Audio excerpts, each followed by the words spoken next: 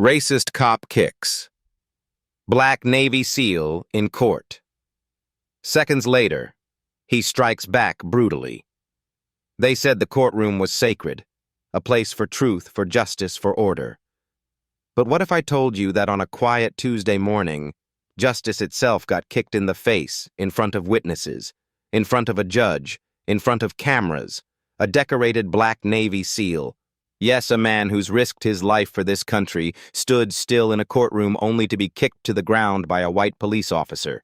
No provocation, no resistance, just cold, calculated brutality. But here's the part no one expected. He didn't fight back with fists. He didn't shout. Instead, he stood up slowly, silently, and unleashed 6 words that would shake the entire legal system to its knees. And what happened next? It wasn't just a fight for justice. It was a takedown of a broken system from the inside out. Stick around. Because the footage they tried to bury, the voices they tried to silence, and the cover-ups they never thought would surface are about to be exposed. Black people don't get to speak up in my courtroom. Shut your mouth. The judge's venomous roar sliced through the air like a blade. Eric Kane, a Navy SEAL. A battlefield hero, didn't respond. He just stood there, blood trickling from his lip after a brutal kick by a police officer delivered right in the middle of the courtroom in front of dozens of watching eyes. No one stepped in. No one spoke up. The law sat on its bench. But justice was already dead. You just signed off on the biggest failure of your life. Eric said, his voice cold as a razor's edge. That kick didn't just humiliate a man. It lit the fuse on the collapse of an entire rotten system. Which state are you in? And if this happened where you live, would you stay silent or would you rise? The Birmingham District Court on a dull Tuesday morning was as unremarkable as ever. The fluorescent lights overhead flickered like they were tired of existing, and the worn tiles underfoot bore the marks of thousands who had walked this path before, mostly in silence, in waiting, or in despair. The heaviness of the place didn't come from its appearance, but from its very breath, a slow, dry, mechanical rhythm. People came. People waited. People were judged. No one was there because they wanted to be. When Eric Kane stepped through the main doors, he did nothing out of the ordinary. No quick steps, no noise, no confusion. And yet, his mere presence, tall black alone, dressed in a well-fitted light gray suit, and carrying a neat folder, prompted both security guards at the entrance to instinctively rest their hands on their belts. One of them held out a hand papers. No questions asked, no routine check, just instinct. When a black man shows up at a seat of power looking like he doesn't belong to the margins, Eric didn't flinch. He produced 2 cards, an official witness subpoena, and a federally verified military ID. The guard scanned them. The machine blinked green, but instead of a nod of clearance, the guard glanced at his colleague and murmured something. Only then did he reluctantly point down the hallway toward the courtroom wing. Eric walked on. In his head, his steps were steady, clock-like, not rushed, not hesitant, but the eyes that followed him weren't so even. A woman in office wear stepped back hastily as he passed. An older man looked him up and down, frowned, then turned away. A blond young man holding a phone on a bench looked up just to stare straight at his face for a few silent seconds. Eric said nothing. He was used to it not to be insulted, but to be present in a way that stretched the air around him without a word spoken. He moved toward courtroom 4B and handed his subpoena to the docket officer. The officer read the name on the card, then looked at Eric's face, then back at the card as if trying to spot a mismatch. Wait here. Just that. No chair offered no explanation. Eric stood still back against the wall. No anxiety, no impatience. He'd waited through sandstorms in the Middle East. He'd waited for teammates to be pulled from the line between life and death. A hallway soaked in the scent of sweat and ink wasn't going to break his calm, but he noticed that 3 different staffers had passed without greeting or acknowledgement. That the men in suits across the corridor were whispering while looking in his direction. 10 more minutes passed. Eric adjusted his cuff. His military ID sat in his pocket unscuffed, perfectly alive. But he knew in a place like this those things didn't always carry weight. A courthouse is where justice is said to live. But it's also where if you show up with the wrong skin color, the wrong expression, the wrong posture, your ID might as well be plastic scrap and you, a legal witness, a citizen with a clean record, could still end up standing like a stranger in the system.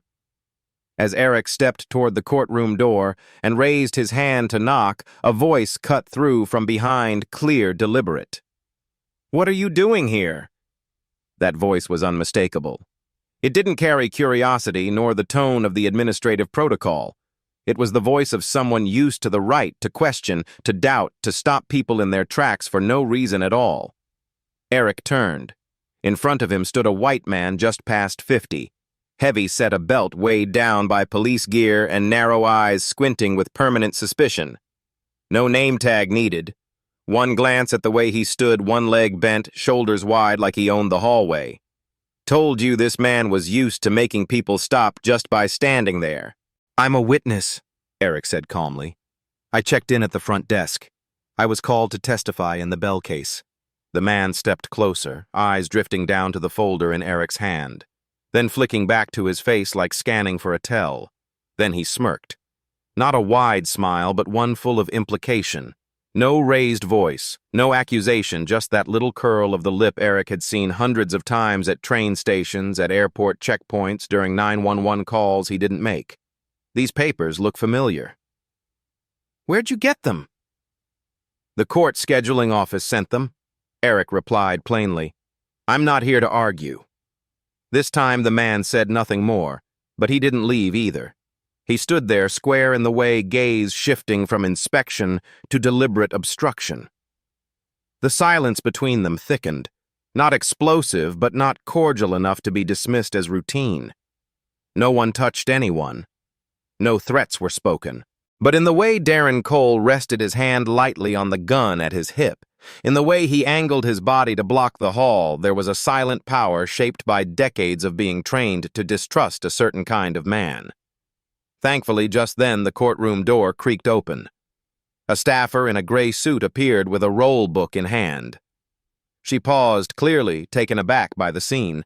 One black man blocked at the door, standing tall and calm, one officer squinting like he'd caught someone red-handed. She glanced at her list, then at Eric. "Mr. Kane, sorry for the wait. Please come in."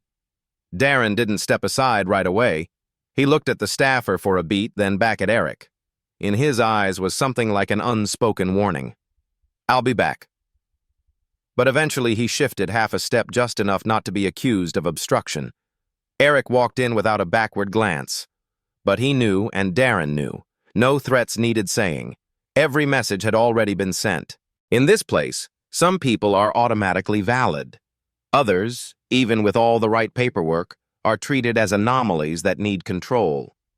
The courthouse is where people place their faith in justice. But justice here isn't distributed evenly. It doesn't flow to those who enter calmly. It flows to those who keep control at the door. And Eric, with his upright posture, his steady eyes, his refusal to flinch, was clearly an exception the system had never learned to accept. Courtroom 4B was unusually crowded this morning. No one spoke much. Rows of time-worn wooden benches lined up in perfect symmetry, most already occupied. The white light from the ceiling fixtures made the air feel even colder. Everyone here knew that justice was not something easily grasped, and today it seemed more fragile than usual. Eric Kane sat in the witness section on the lap. Shoulders, straight hands loosely clasped on his lap.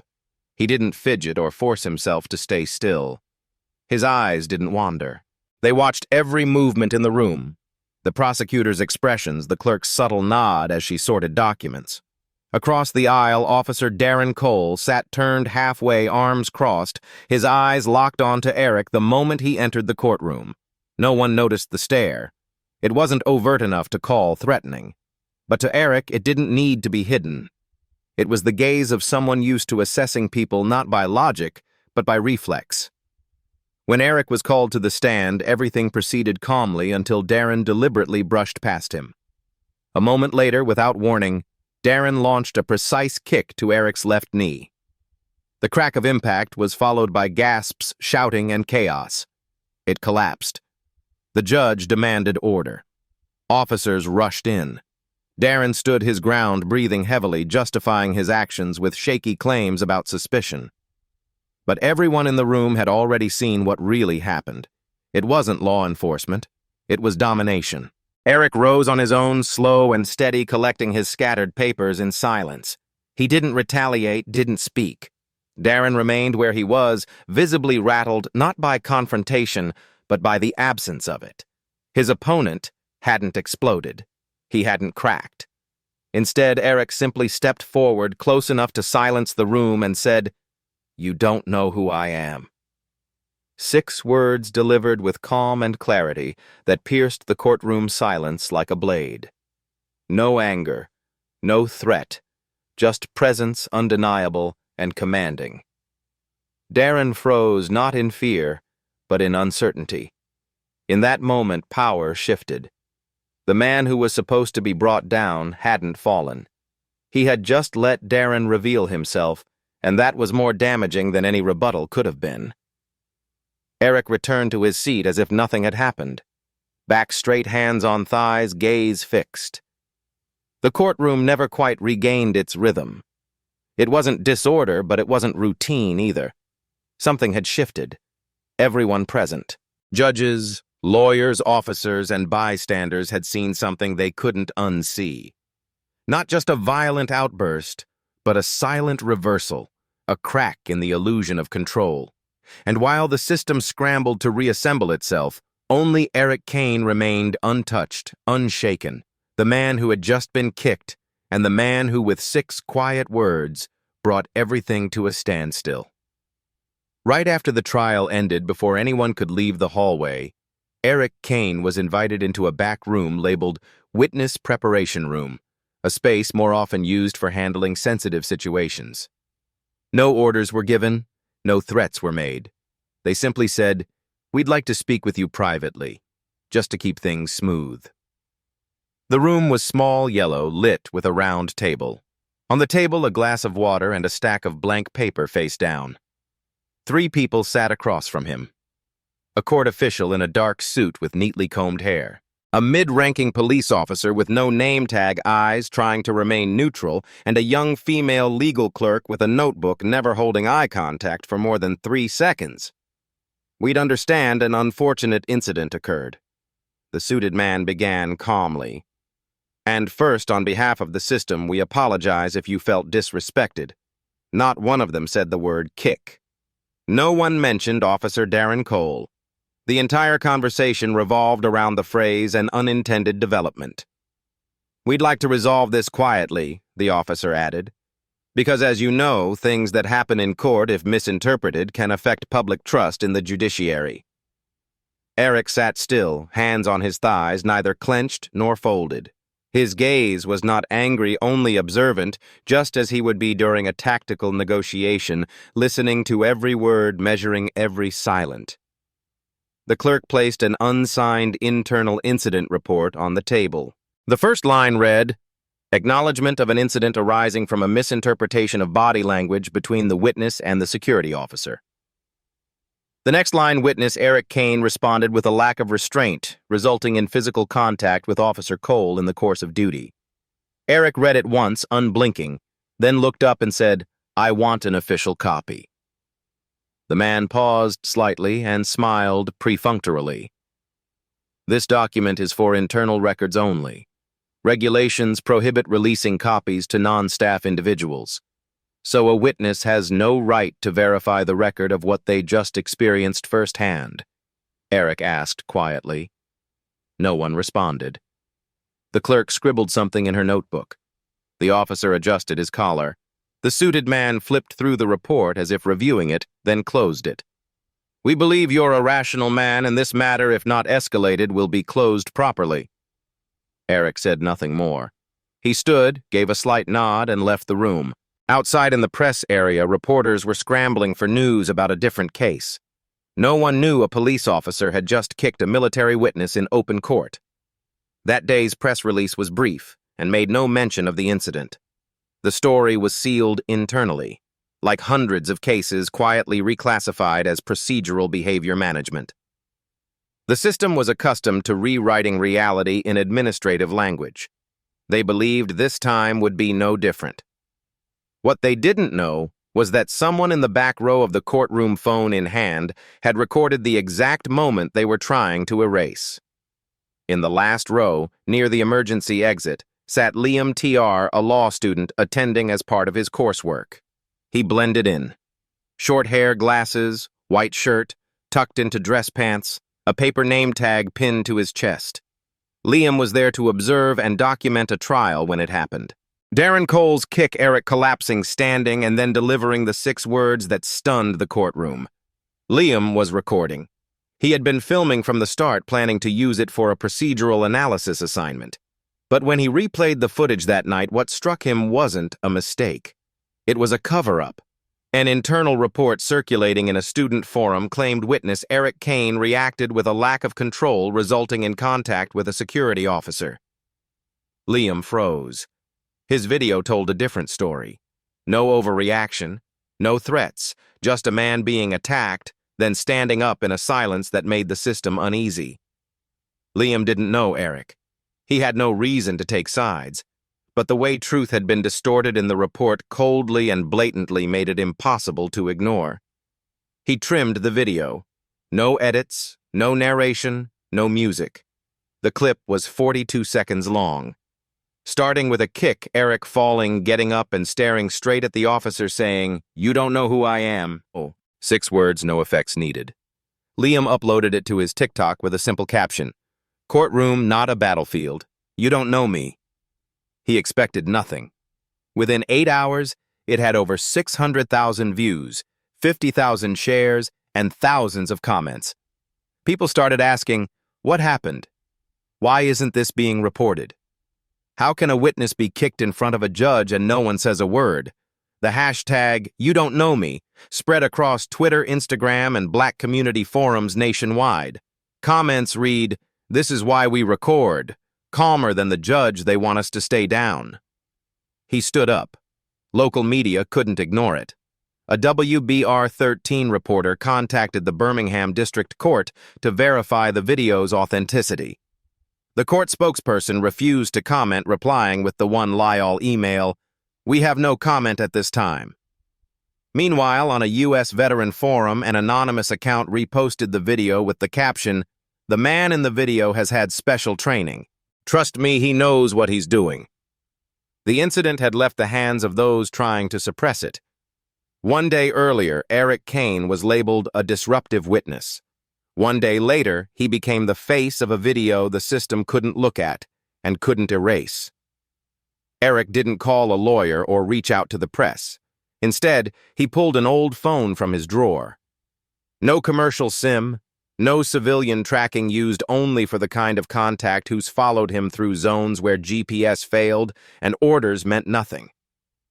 He dialed a single unsaved number. After 3 rings, a low, dry voice answered, "Talk." Eric said only, "I need to meet." No questions were asked, just an address. 14 hours later, they were face-to-face at a small cafe on the outskirts of Nashville, a place with no security cameras and where nobody cared who you were. Travis Reed, longer hair, rough beard, sunglasses on, sat down, ordered a black coffee, and stared at Eric like he already knew the story. "What kind of trouble are you in?" he asked.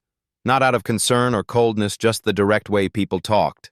After surviving death zones, Eric explained everything in under 3 minutes. Emotionless, just the facts. When he reached the part about the kick in court and the video spreading online, Travis didn't blink. "I know that type," he said, "but if his record's clean, either he's protected, or this system's even filthier than we thought."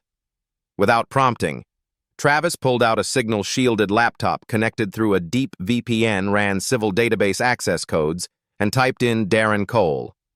The file looked clean.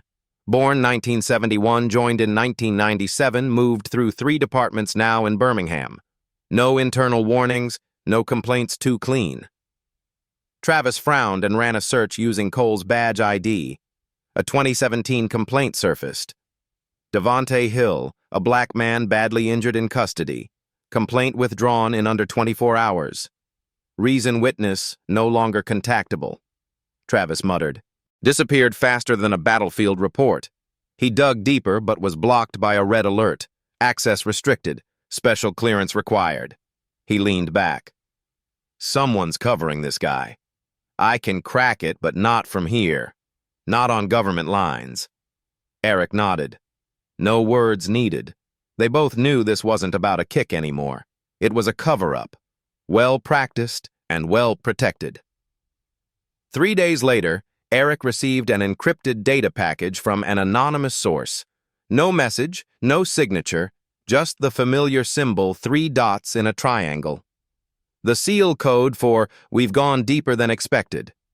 To open it, he needed codes only Special Ops veterans would know. The mission number, the first teammate's date of death, the coordinates from Fallujah. He typed each one. The screen opened. No effects, just folders. Internal records, disciplinary logs, pulled complaints, special handling. Darren Cole appeared at the center of a grid. His name connected to red dots. Each one an unresolved case. Travis had done it right. Scanned complaints, accuser photos, and medical notes. One man with brain trauma from falling into the patrol car. A 17-year-old is missing after filing a beating report. A black veteran, Marcus Ingram, died in a traffic accident with no footage. Others, no photos, no records, just the phrase "unable to contact." Eric read them one by one. He listed names, dates, and patterns. Every reassignment Cole got came with an internal issue never punished. Every case ended with insufficient grounds for action. All victims were black. At the bottom was a system log. Who had accessed Cole's file in the last 3 years? 4 people. Each session is under 3 minutes. After each one, the file was altered. New ID codes. Someone had been cleaning the file regularly to erase traces. Travis added no comment. He didn't need to. The data was louder than any lawsuit. Eric closed the laptop and sat still, not to think, but to confirm what he already knew. This wasn't personal anymore. Not about him, not about Andre Bell. This was a system trained to erase evidence, erase victims, and polish records for those who bowed in the right direction. "I'm going all the way," Eric typed in a secure message. No reply needed, he knew. Travis understood. The men who once fought with guns were now fighting with data. And data, unlike testimony, doesn't lie. The first person Eric went to find was Deshaun Carter, 32, a warehouse worker living in a deteriorating apartment block on the city's west side. His unit was on the 3rd floor in a hallway that smelled of stale cigarettes and mold, with stair railings chipped from too many frantic grips. When Eric knocked, Deshaun took nearly a minute to open the door. He wore a loose t-shirt, his head shaved, and looked either sleepy or just used to visitors bringing threats or deaths. "Who are you?" he asked. Keeping the door barely open, Eric didn't answer immediately. Instead, he pulled a photo from his folder, an old arrest report of Deshaun for disturbing public order with a redacted note. Travis had restored. Arrested for refusing to unlock phone, no search warrant. Deshaun glanced at it, then widened the door. "I'm not signing anything," he muttered. "Not doing interviews. I'm not with the press," Eric replied. "I was also attacked by the man who did this to you." After a pause, Deshaun let him in.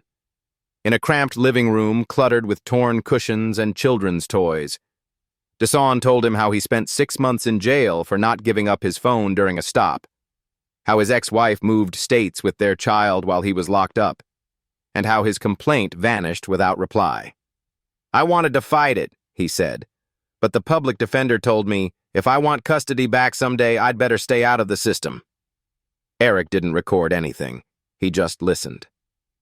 When he stood to leave, Deshawn called after him. "If there's anyone else like me, tell them they're not crazy. We didn't imagine this." The second man was Clifford Mays, 58, a former postal worker living alone in a fading house behind a rotted wooden fence in a quiet southern neighborhood. He opened the door cautiously, but when Eric said the name Darren Cole, Clifford's face turned pale. They sat in the backyard where Clifford usually took his afternoon tea. He recounted how 5 years ago, driving home from his daughter's, he was pulled over, asked to exit the car when he opened the door, and asked why officers slammed him onto the hood. 3 ribs broken. "I've still got the hospital bills," he said, but no footage. The dash cam was malfunctioning. He filed a complaint, but no one responded. And then Eric asked. "I withdrew it. I've got 2 grandkids. I didn't want them seeing their grandfather on the news with bruises." When Eric left, Clifford held his hand for a long time. "You're the first person to ask without telling me to let it go." On the drive back, Eric didn't turn on the radio. He didn't call anyone, just watched the road, one hand on the wheel as he turned off a street lined with identical houses. He whispered more to himself than to anyone else. None of them ever had a chance to speak. But this time, I won't let that happen again. Eric's apartment was small. A living room opening into a modest kitchen, a bedroom and a desk by the window. On it sat the laptop he'd used since his post-conflict advisory days. Old, underpowered, but private and trustworthy enough for what mattered. That night, after speaking with Deshawn and Clifford, Eric reopened every file Travis had ever sent him, not to analyze, but to remember face by face, file by file, each statement that had been buried for lack of evidence or non-cooperative witness. He printed what mattered, pinned the pages to the wall. Each one listed a name, a year, and a single line of outcome. Some were chilling in their simplicity. No charges filed, no response. Victim not located. In the soft yellow light of his desk lamp, the room looked like a torn map of memory. Each page a point where someone had collapsed in silence. He didn't mark them in red or link them with string like a crime show. He just left them aligned, quiet, not sensational. When Andre, his cousin, walked in, he stopped at the doorway, his eyes scanning the wall of records before resting on Eric. They were silent for a moment. Then Andre asked quietly, "You're not doing this just for me, are you?" Eric turned. No smile, no denial, just a nod. "At first, yes," he said. "Now it's more than that." Andre sat down beside him, looking at Deshawn's photo behind bars and the words under Clifford's name. 3 ribs broken, no medical record. He leaned forward, elbows on knees, trying to breathe steadily. "How many more like this?" he asked. Eric didn't answer because he didn't know. Maybe 30, maybe 300, maybe more. What he did know was this. It wasn't just about a kick a trial or a cop named Darren Cole. It was about a system that had learned to survive by erasing the people it found inconvenient. Eric opened his laptop, created a new folder, and typed the title Unofficial Witness Records, Not for Government Use. Beneath that, he wrote the first sentence. Not a report, not an accusation, just a truth plainly stated. These are the stories of those left off the record. No one asked him to write it. No one told him to. But looking at those faces, none on the news, none with lawyers, none with trending hashtags. He knew if he didn't do it, no one would. And if he didn't start now, then that kick, the one that once shook a country, would just end up in another file marked No Irregularities Found. The hard drive Travis sent was a specialized model. Metal casing, powder-coated, no logo, no branding. Inside wasn't just data. It held years of suppression, manipulation, and cover-ups. Eric plugged it into the computer. The screen lit up with a triple encrypted folder. Its name wasn't flashy. Clean logs _rebuild. Inside were neatly split subfolders, removed complaints, internal handling logs, directive emails, and one unnamed folder marked only by a broken padlock icon. They sat in a sealed room, 2 quiet fans whirring under warm yellow light. Travis said nothing, just gestured. Open them one by one. Eric started with the familiar Deshaun Clifford. The data matched what he'd heard from their own mouths, except the complaints they said no one responded to had in fact been received logged, then marked closed due to lack of evidence. Some included notes like, unable to contact complainant after 3 attempts. These people hadn't vanished. They'd been erased in legal language. An hour in a new name kept surfacing. Reggie Holloway, a former internal affairs officer, once head of misconduct investigations at the Birmingham Police Department. Eric had never heard of him, but in 2019 alone, Reggie had submitted at least 6 reports on Darren Cole's abuse of authority. The first report lasted in the system exactly 36 hours before being tagged under review. The second, less than 2 weeks later, was flagged by a superior. Caution advised in making unsupported claims. Each subsequent report got shorter from 10 pages to 6, then 4. The final one was just a page and a half, a list of incidents. No recommendations, no conclusions. After that, Reggie Holloway vanished from all internal records. Eric turned to Travis. "Where is he?" Travis typed quickly. "Checking civil databases, drivers' license registries, property ownership, and old government accounts. Nothing. No phone, no email, no banking activity." Since late 2020, Reggie Holloway had disappeared from the digital world. "You think he was silenced?" Eric asked, not as a question but a test of his own instinct. Travis paused, then said, "I won't say for sure, but if anyone ever tried to bring down Cole, it was him. And judging by this system, he didn't leave for health reasons." Eric leaned back, hands clasped in front of his mouth. The silence in the room wasn't for lack of data. It was because that silence said everything. People had tried to speak up, and now no one knew where they were. Darren Cole wasn't working alone. Someone was behind him, and someone once tried to break that chain only to disappear like they never existed. Eric drove to the last listed address for Reggie Holloway, a single-story home in a quiet suburb 10 miles out from downtown. The house looked abandoned. Knee-high grass, dusty windows, a mailbox overflowing with yellowed flyers. Eric knocked 3 times. No answer. He tried the old number. Disconnected. An elderly neighbor across the street stepped outside, teacup in hand. She looked at him with wary curiosity. "Mr. Reggie doesn't live here anymore," she rasped. "Left suddenly 2 years ago.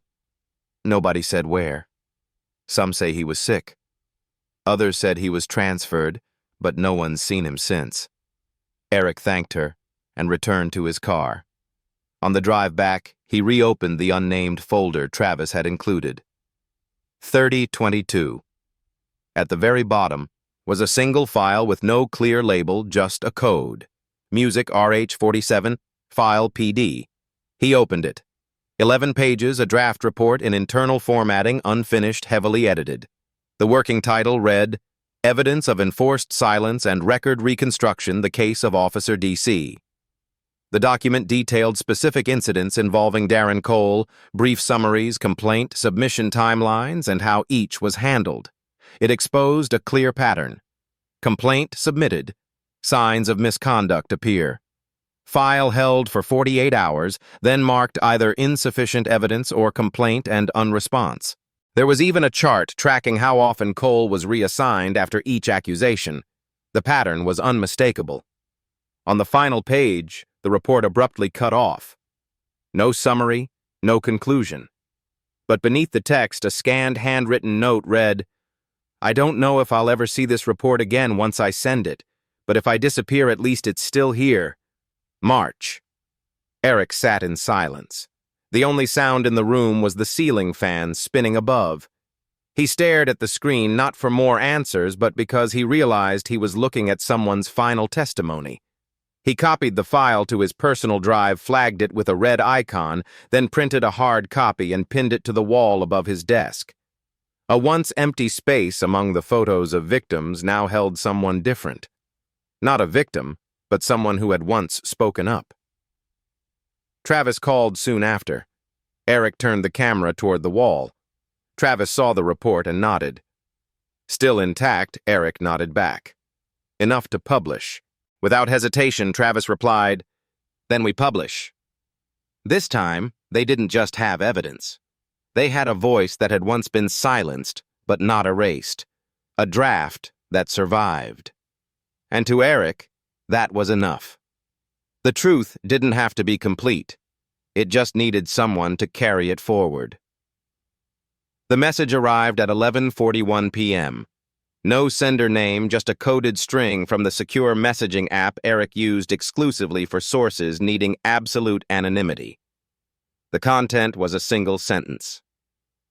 "You need to hear this. Tell no one I was there. No further details.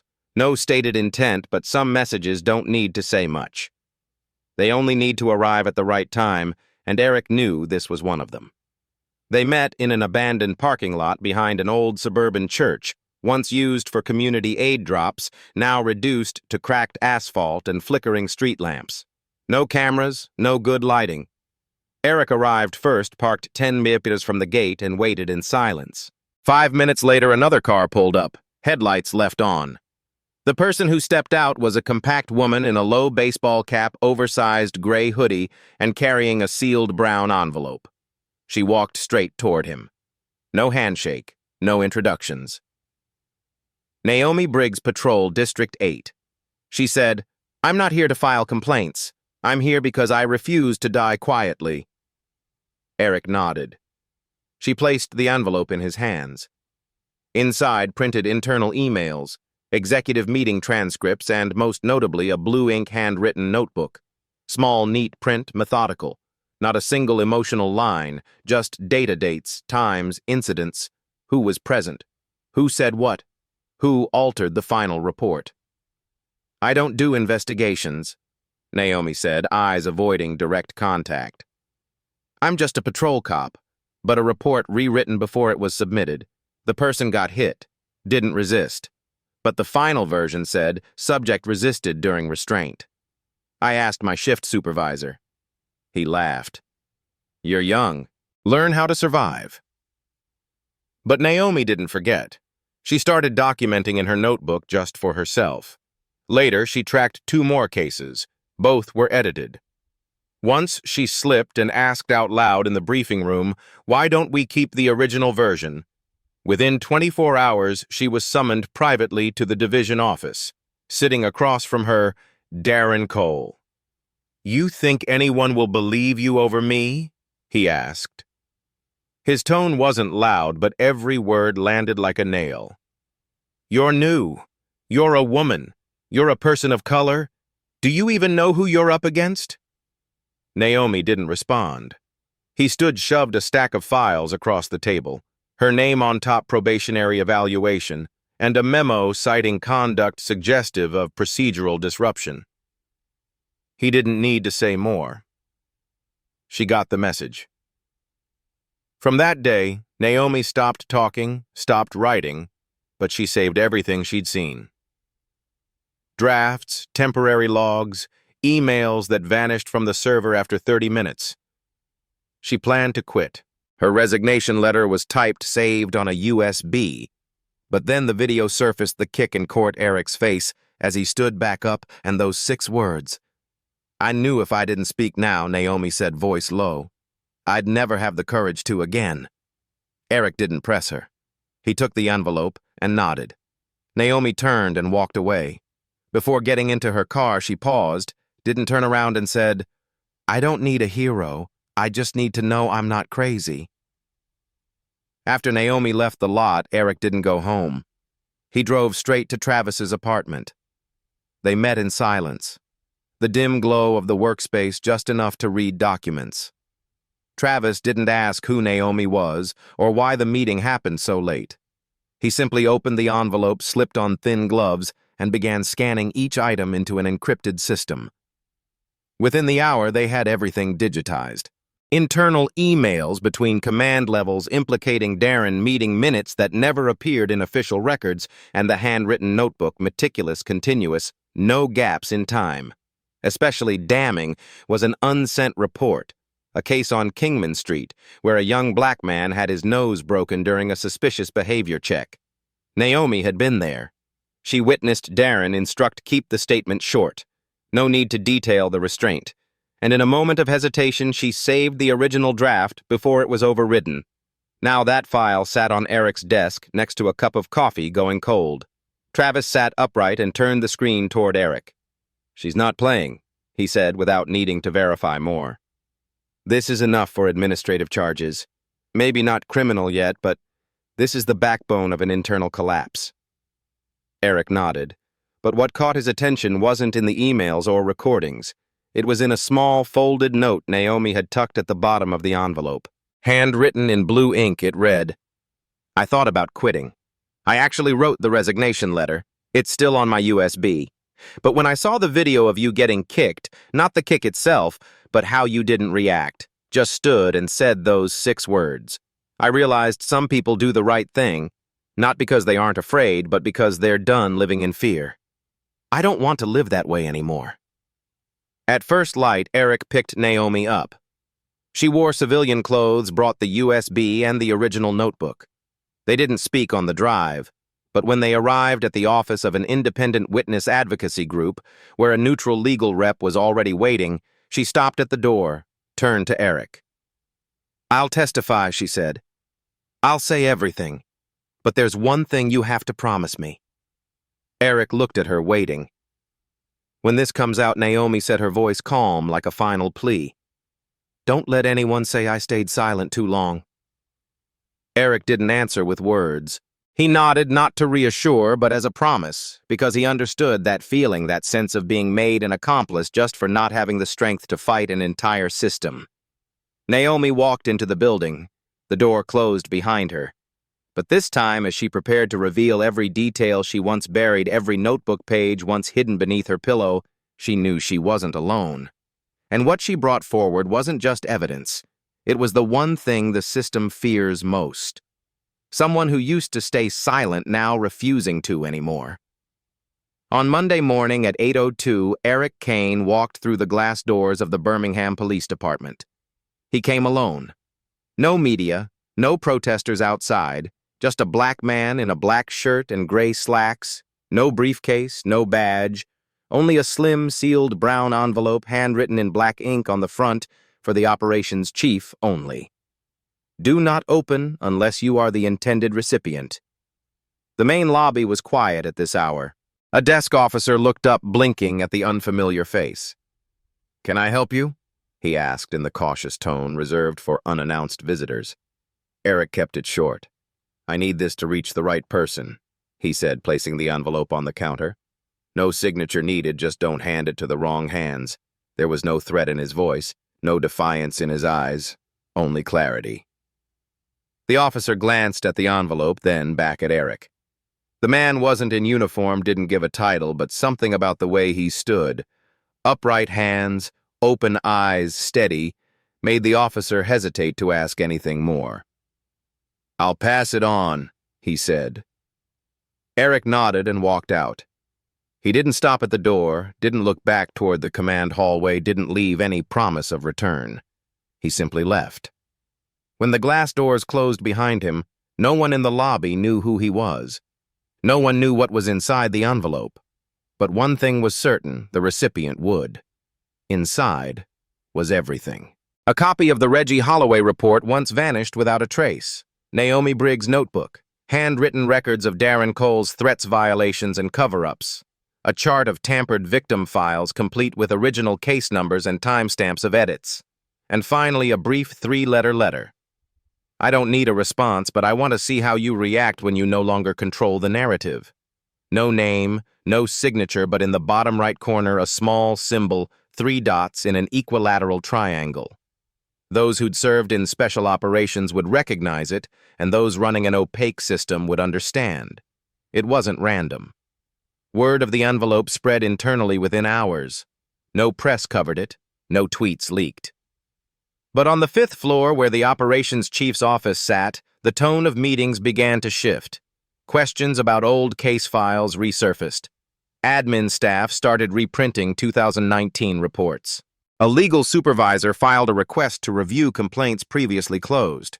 No one said it out loud. No one stood in front of cameras. But people started exchanging longer than usual glances, silent questions. Who still has what?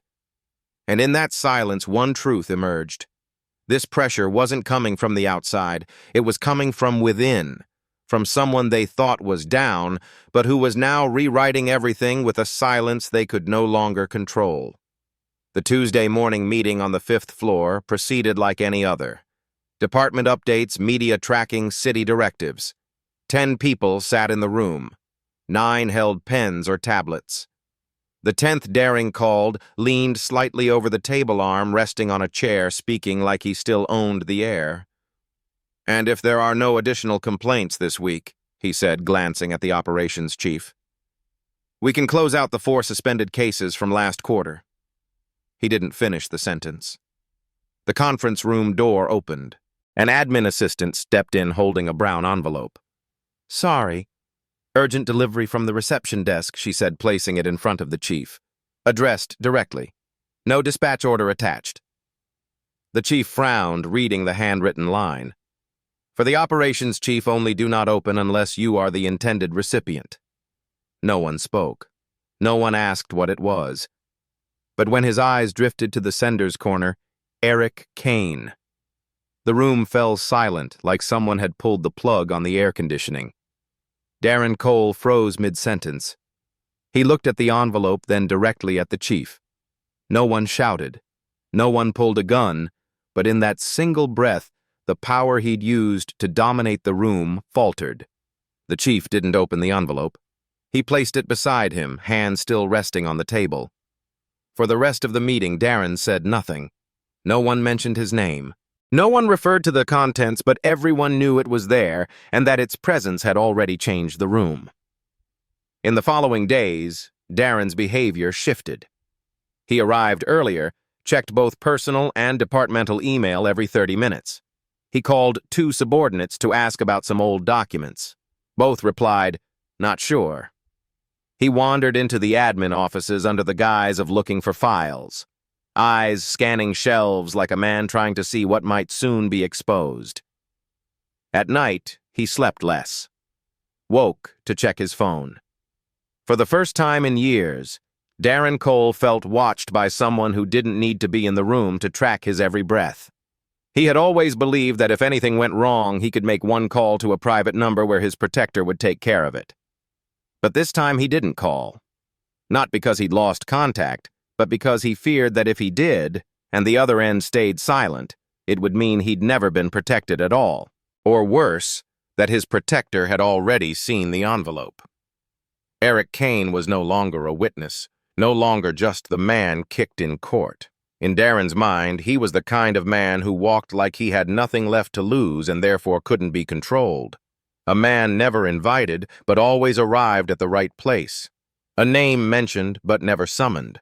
A rising undertow Darren couldn't predict, maybe couldn't even see coming. At the department, no one said anything aloud. But a few people began looking at Darren differently, not because they knew the truth, but because they smelled something the powerful are never supposed to give off. Fear without a name. No one knew exactly who had sent the clip. It appeared on a forum for legal professionals with a simple caption, "Courtroom 4B, truth needs no commentary."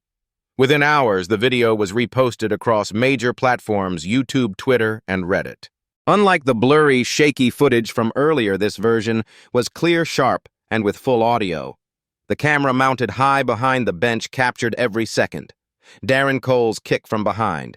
Eric collapsing, then rising again in silence. And after that, just 6 words, even-toned, not angry. "You don't know who I am?"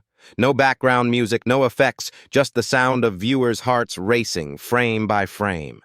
The clip spread like wildfire. Within 8 hours, it had been shared by a veteran war reporter, a Navy SEAL veteran group, a black human rights organization in Atlanta, and dozens of high-profitable accounts. Headlines emerged. "A man stands and the system trembles." What happens when justice is kicked down and doesn't step back, and the simplest, most shared. "You don't know who I am." 6 words. 6 direct blows to a system that thought it could silence people by pretending they didn't exist. In the comments, no one asked who was right or wrong. They spoke about the feeling of seeing someone not shout, not beg, but still make a powerful step back. Many veterans, those who had served with Eric, began posting. No classified details, no legal disclosures, just this. We know who he is, and he has nothing left to prove. Eric made no public statement. He didn't post. He didn't share the video. He kept working with Travis, Naomi, and the other witnesses, but the video's impact grew beyond expectation. That evening, 3 national news networks aired the clip in full. No edits, no muted sound. WNT's lead anchor opened with, "In an age of edits and overlays, this may be one of the few videos that needs no explanation." In multiple cities, the phrase, "You don't know me," began appearing on walls, billboards, and plain t-shirts. But for Eric, truth wasn't in slogans. It lived in the quiet shift of a generation tired of being categorized as acceptable loss. Those 6 words weren't a declaration. They were a warning. And this time, the entire nation heard it. Less than 48 hours after the video went viral, the city's legal department held an emergency press conference. No apology on the backdrop. No words of accountability.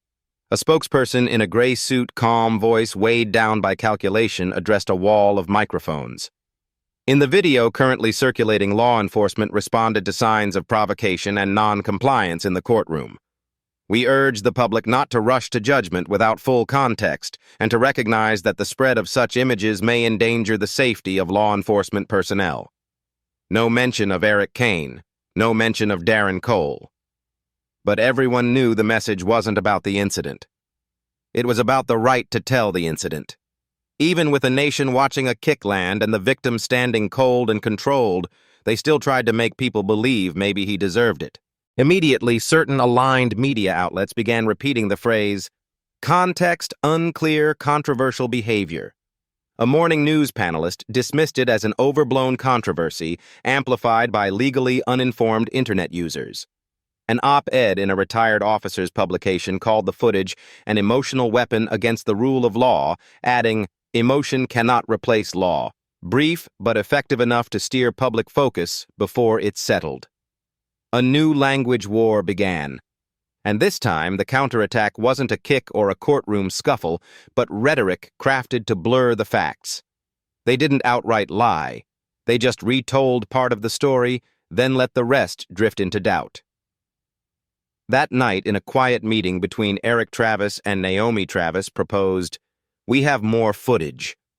Witness statements. Reggie's file. Release it all. Shut this down." But Eric shook his head eyes on the wall of black and white photos in his apartment, the victims whose records had been quietly erased. He spoke slowly. "No emphasis needed. No, let them speak. Let them think they're still shaping the narrative. Because only when they believe they're still in control is when they start revealing what they're really afraid of." Travis stayed silent. Naomi nodded because both understood this was no longer a fight between a man and a system.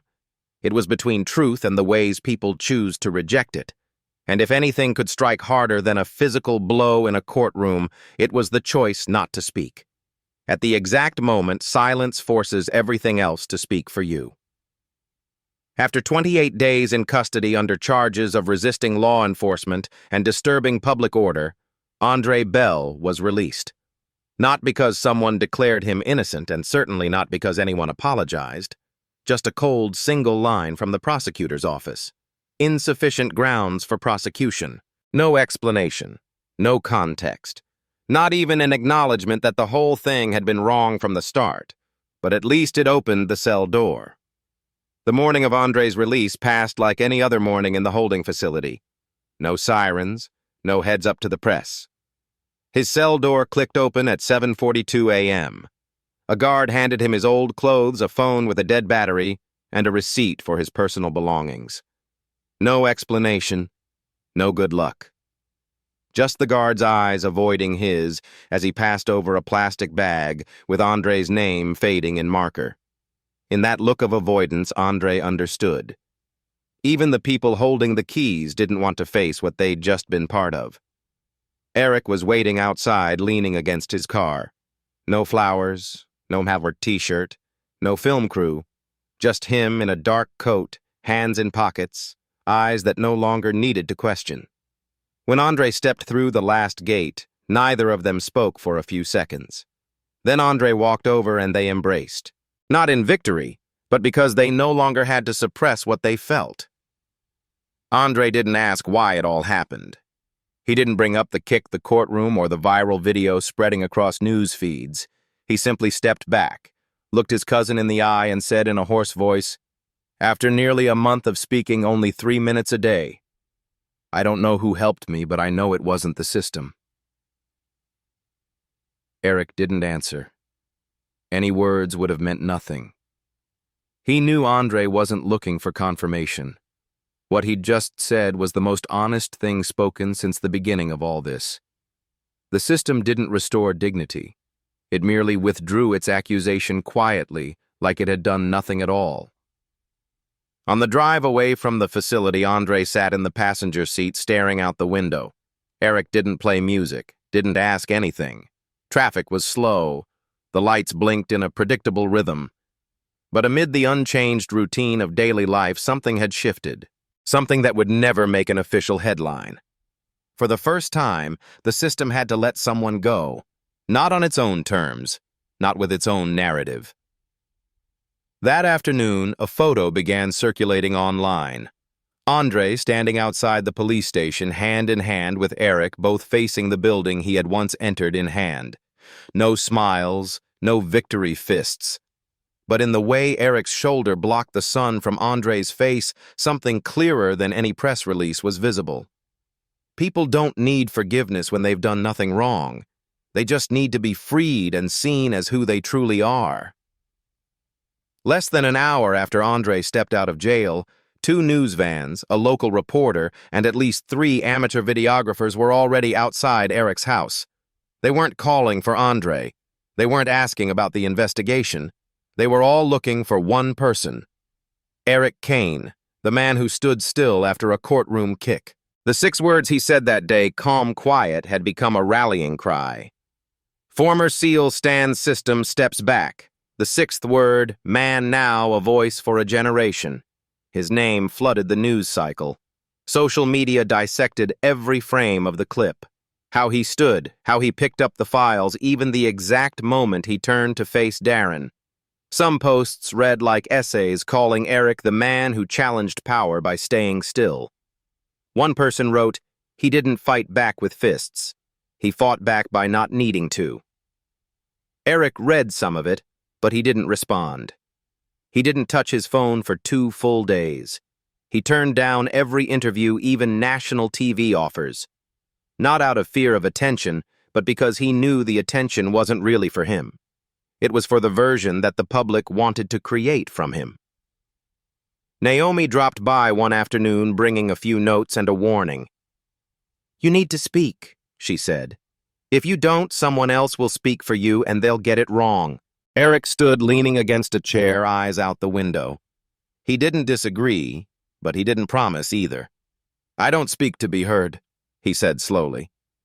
"I speak to make people hear themselves. And for that, I don't need to be on TV." Andre asked, to not with words, but with a look. After everything that had happened, why was the man who turned it all around now choosing silence? Eric simply replied, "Because real voices don't need a mic." That day, as the 2 finalized legal paperwork at the courthouse, a passerby captured a short video. Eric and Andre walking out of the federal building surrounded by dozens of cameras, scattered questions, and a crowd that wasn't sure whether it was cheering or expecting a performance. Eric said nothing, didn't bow, didn't nod. He just walked Andre forward. At the midway steps, he paused briefly, not dramatically. He turned slightly, eyes scanning the lenses, the microphones, the raised hands. No frown, no special expression, just a look as if to say, "I don't need your permission to be seen." Then he walked on without slowing, without waving, without looking back. 3 days after the city legal department's final press conference, Travis sent Eric a one-line message. I found something out of place or in place, just never touched. In an old data folder migrated from the original hard drive, Travis discovered a dual encrypted partition that had never been opened. Most of what they'd uncovered so far involved internal investigations, report tampering, witness intimidation. But this time, what Travis found was a strange access trail not targeting reports, but aimed straight at the city's resident data system. The access logs revealed that thousands of personal files had been extracted, grouped from the police department's internal system, and routed through an anonymous IP address based in Missouri. Travis traced the path, decrypted layer after layer, and stopped when the same file name appeared 3 months in a row. Batch 3 bonus, Darren DVP. He didn't need to ask Eric if he wanted to see it. They both knew this wasn't data meant for any legal investigation. Once unzipped, the CSV files revealed a chilling reality. A detailed list of nearly 400 individuals, complete with names, addresses, civil records, complaints, and their detainment or stop and frisk history over a 3-year span. In the final classification column, people were tagged with color codes, red, orange, and yellow. Travis ran a filter. The results: over 82% of individuals marked red were Black or Latino. No investigation notes, no warrants, just brief tags like potential conflict subject. Eric read line by line. He recognized several names. Some were victims who had quietly come to him before. But what made his hands tightened was this. Several on the list had filed formal complaints and later lost contact. Travis kept digging. After nearly 4 hours of cross-referencing, they identified the receiving system, a server owned by a private company called Gardix Analytics, specializing in behavioral risk assessment solutions. This company had secured a subcontract from the city government 3 years earlier to assist with predictive neighborhood security mapping. "You sure this is civilian data being funneled out?" Eric asked, eyes locked on the screen. Travis didn't nod. He just swiped to reveal another spreadsheet. In it, a June 2021 payment record listed compensation field Insight DC. Next to it, a $8,000 payout with the note based on frontline data extract, Batch 3. Eric didn't need anyone to confirm DC stood for Darren Cole.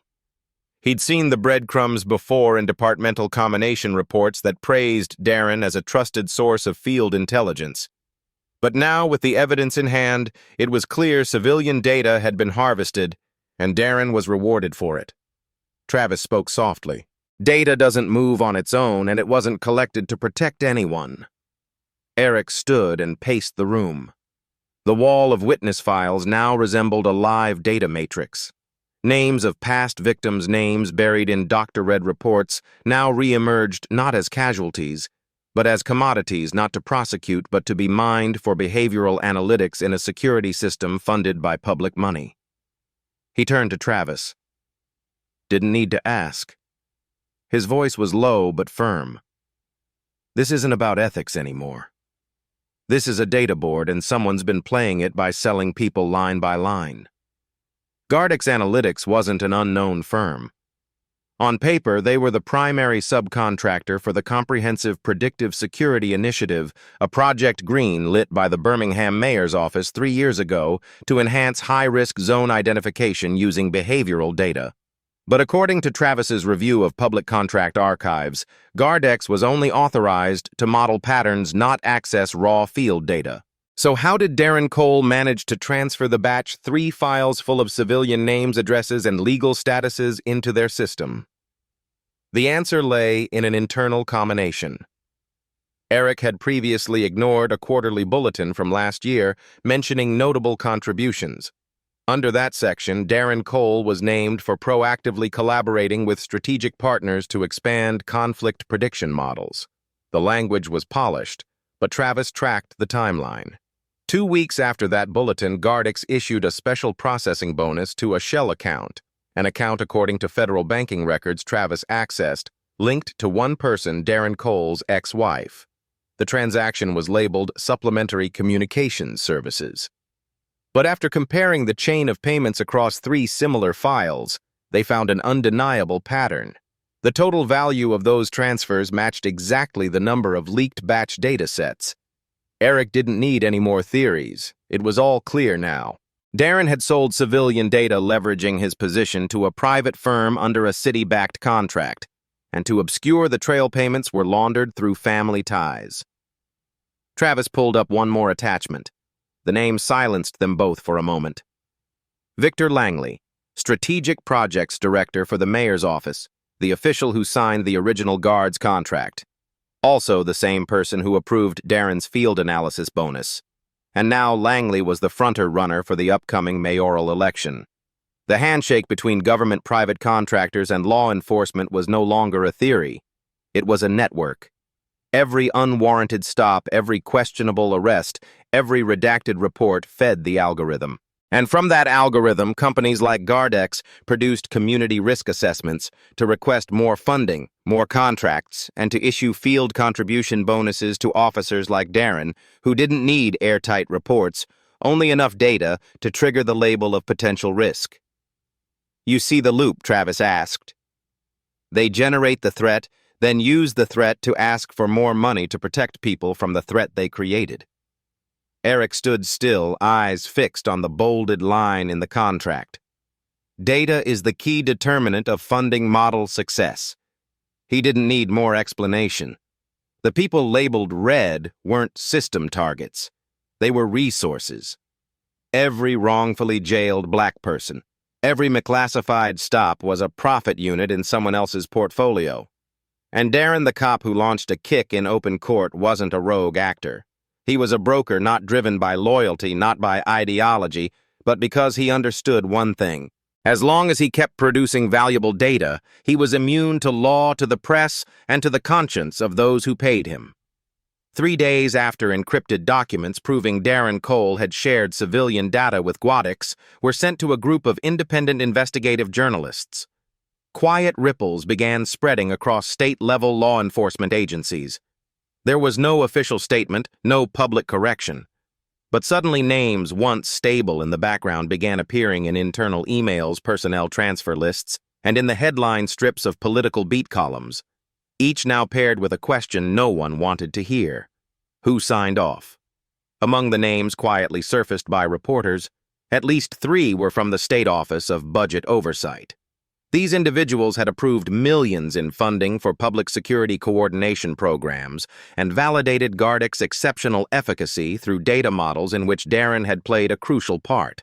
2 of them abruptly filed for leave, citing personal reasons approved with suspicious speed. The third didn't file but was reassigned to a nebulous position. Specialized advisor in non-external administrative affairs, a title with no real function, and more tellingly, no phone. Former panelists on innovative public data security. Former authors of journal essays on balancing privacy and protection. Former TV experts in freedom and risk all vanished from the media radar. No more interviews, no quotes. Their social profiles scrubbed. Search results buried on page 5 as if they had never shaped state policy.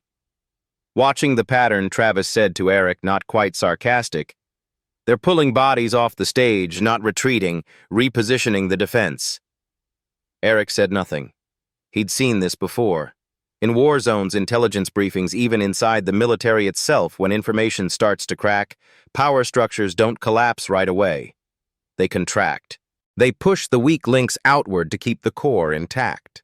48 hours later, a closed-door meeting was held at a lesser-known state government annex, typically reserved for emergency coordination.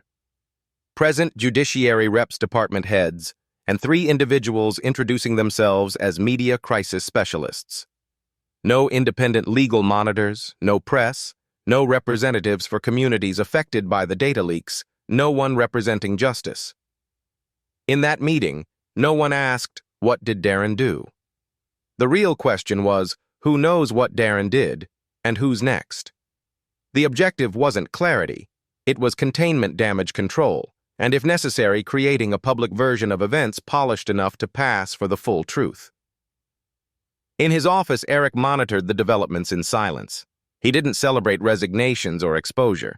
He understood too well this wasn't the fall of a system. It was its survival instinct. Systems like these knew what to cut to protect the core. And when someone disappeared from the power map, it didn't mean they lost. It meant they were hidden, moved out of the blast radius before the wreckage. On Wednesday morning, a brief article appeared on the front page of Capitol Watchdog, the state's political watchdog publication. No photo, no dramatic lead, just a headline so precise, it was suspicious. Officer linked to civilian analytics firm Internal Review launched. 2 names were listed: Darren Cole and Jonathan Mercer, Deputy Admin Chief in charge of coordinating contracts with private contractors. Eric didn't need to read further. The system had chosen who to burn. Not out of conscience, not out of justice, but because the moment had come to offer up someone just enough to preserve the rest. 2 hours later, a journalist source sent Travis a screenshot of an internal memo from the State Budget Oversight Committee. It instructed a tightening of payment procedures for municipal behavior analytics programs and full cooperation with the Inspector General's investigation concerning 1DC. Travis skimmed the memo and said, "They're rewriting the story. Darren's going to be the only problem they admit, so nothing else has to be." Eric gave a faint nod. The narrative was taking the direction the system preferred. Isolate the wrongdoing to one man, then erase him cleanly to extinguish the fire. But what the scriptwriters hadn't fully accounted for was this. Darren Cole wasn't the type to go quietly once he realized he had no safe exit. Rumors swirled. A former admin staffer claimed in an anonymous interview that Darren had once said, "If they push me out, I'm not going alone." Another said he kept a hidden file, possibly a complete copy of all the exported civilian data and a list of covert beneficiaries. People called it the dead man packet. No one had seen it. Everyone believed it existed. Not because Darren was vengeful, but because he was smart enough to know the only one who could protect him now was the truth he hadn't yet told. Eric wasn't surprised. He'd known all along that Darren had once been promised a quiet exit, a civilian role in a local narcotics agency after the election offered in exchange for silence and stability a soft landing built to preserve the network behind him. But that morning's headline shattered the deal. Darren's name was public. No more cover. No more promises with weight. He knew that once named, the system no longer considered him worth protecting, and that meant silence was no longer worth anything. When Travis read the headline out loud, he and Eric sat in silence. After a while, Travis asked, not in doubt, but as if confirming what no one wanted to say, "If he dumps everything, are you afraid?" Eric didn't look up, didn't rush. He closed the file in front of him, fingers still resting on the marked page. Then in his usual even tone, he said, "I'm not afraid he'll tell the truth. I'm afraid he'll hold something back." Because Eric knew, and so did Travis. In a system built to survive on distorted facts, a partial truth left untold is more dangerous than a complete lie. The federal district courthouse had been barricaded early with security fences stretching all the way to parking lot 5. On the top floor, courtroom 2A, usually reserved for national-level hearings, was assigned specifically for that morning. The crowds didn't come just out of curiosity. They came because for the first time in nearly 3 months of leaks and debate, a person, not a press release, not a legal representative, was going to stand in court and call by name the things that had long been kept outside the record. His name, Eric Kane. His title that day, key witness for the federal prosecution. But for most present, he was something the system had never truly faced. A witness who needed no redemption, no plea for credibility, no settlement. A man who had walked through the center of a courtroom assault, past the noise of media cycles, and now directly into the heart of a system that once believed it could bury truth in legal language.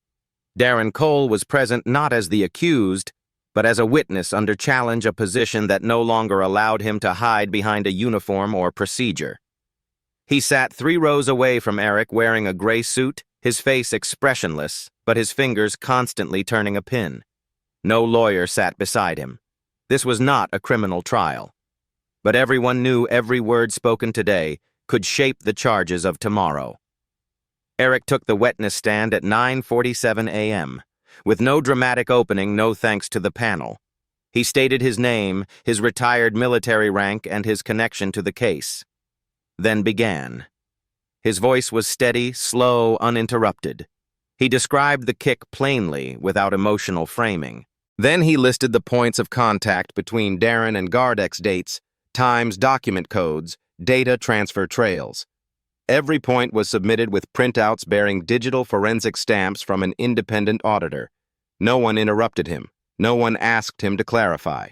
Every sentence was backed by data, and every data point had a verifiable source.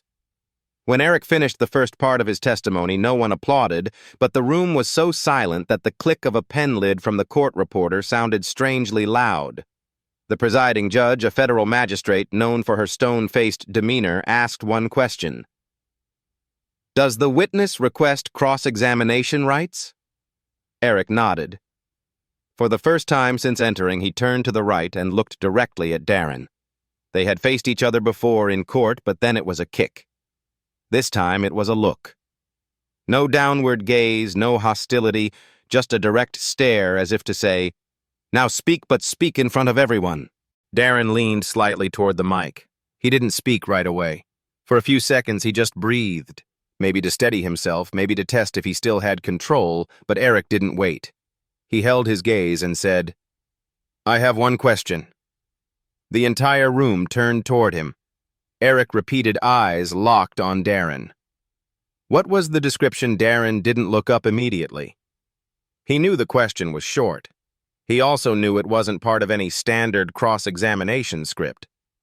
But for someone used to controlling rooms with posture, eye contact, and unspoken authority, being forced to confront a question without a legal template to hide behind was something he had never trained for. What was the description? 6 words. Simple. No emphasis, no change in tone. But the room froze. The court stenographer's keystroke slowed, then stopped. One of the panel members, idly spinning a pen, halted. Every gaze turned to Darren, not for an answer, but for the moment when the system had no place left to look away. Eric didn't shift.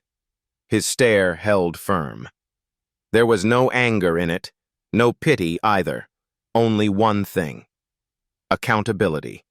Not between 2 men, but between one man and everything he had ever represented. Darren swallowed hard, lips pressed together.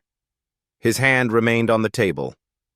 Nearly a full minute passed without interruption, not even from the judge. Everyone understood this was a moment beyond legal procedure. It was what every hearing before had missed: confrontation. At last Darren spoke, but it wasn't an answer. He said, "I followed protocol." The words landed in the room, neat, measured, technically correct, but hollow like the thousands of internal reports sealed with that same phrase. Not wrong, but not right. It didn't save anyone. It didn't hold anyone accountable. It merely existed as a thin coat of paint over deep structural cracks. Eric didn't respond right away. He just watched. A few people in the room turned to one another, not because of the response, but because the real admission was elsewhere in Darren's refusal to say what everyone already knew. Then Eric spoke. One sentence no longer than the first 6 words, but this time it stamped itself into the room. No one gets shot by protocol. People get shot by a wrong description. Another pause followed, one that stretched not just in the courtroom, but across live streams, legal forums, and communities long labeled at risk for how they lived, dressed, or the skin they couldn't change. That sentence sliced through behavior algorithms, security risk models, and internal classification spreadsheets. It asked the core of the system.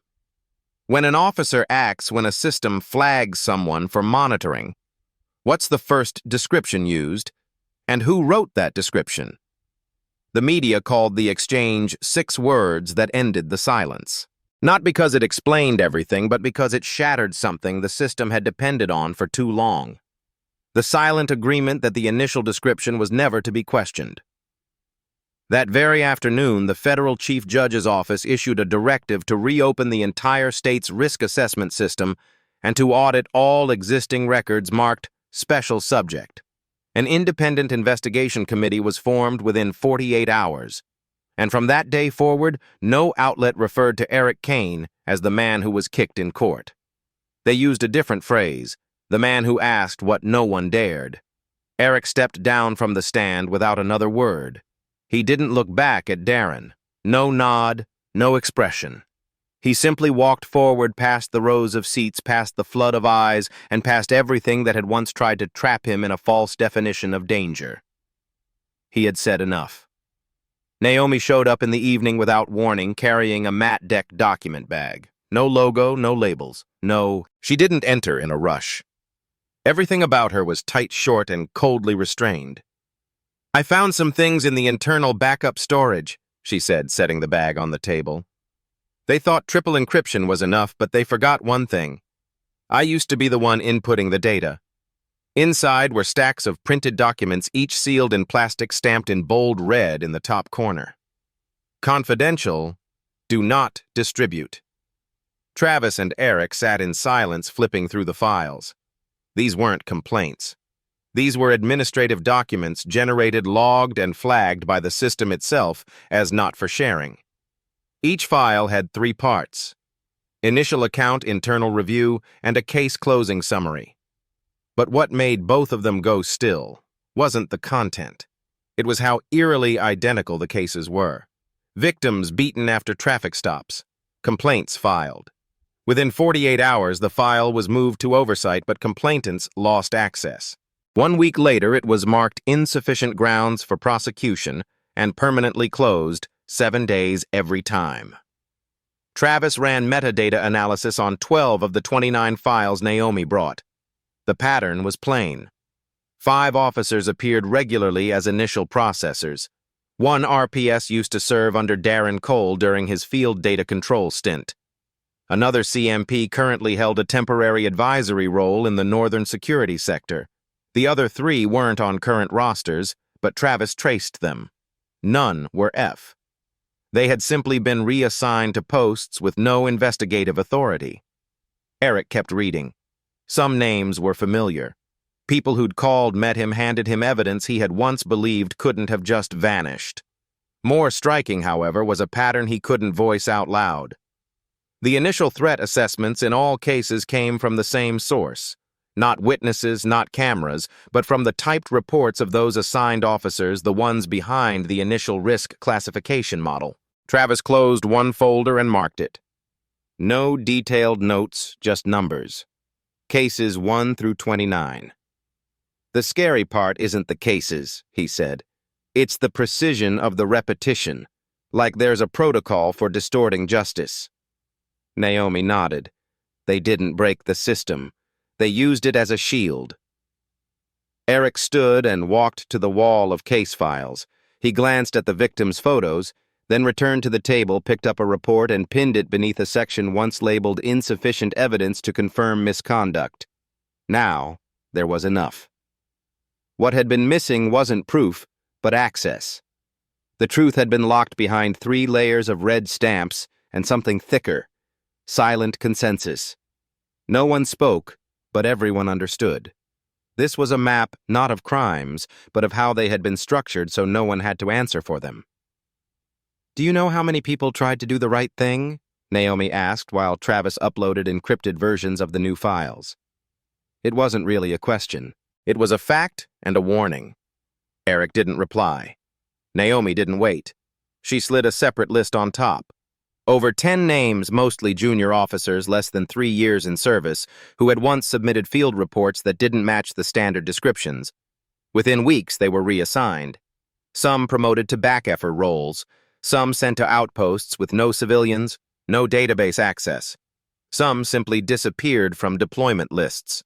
One, K. Hines, whom Naomi had worked with, had been moved to a strategic field admin role in a remote mountain zone. The reason listed unsuitable for strategic alignment collaboration. "Do you know what that phrase means?" Naomi asked. Eric nodded. "It means they wouldn't go blind." No further explanation was needed. The system didn't have to fire anyone. It just removed them from where they might witness the wrong thing. A soft internal exile. No shots fired, no press coverage, no formal charges, just silence. Travis cross-checked changes made to incident reports after these non-compliant officers were removed. The patterns were undeniable. Descriptions like hostile behavior, ambiguous gestures, suspicious, returned consistently, while others, no clear threat, reasonable reaction, further observation advised, disappeared entirely. The system hadn't changed policy. It had changed authors. For the first time, Eric printed the names of those reassigned not because they were wrong, but because they wouldn't twist the truth. He pinned them beneath the confidential section, not beside the victims, but under the paperwork that silenced them. They weren't arrested. He said, they weren't investigated, but they weren't allowed to stay where they mattered. Naomi was quiet, then added, I once asked outright why Hines was removed even though he had no complaints. His supervisor just smiled and said he looked too long at things we didn't need to see. That was when she realized she was standing on the same edge. Eric looked at the list, 13 names. 13 times, someone chose to do the right thing and ended up in places where no one listens.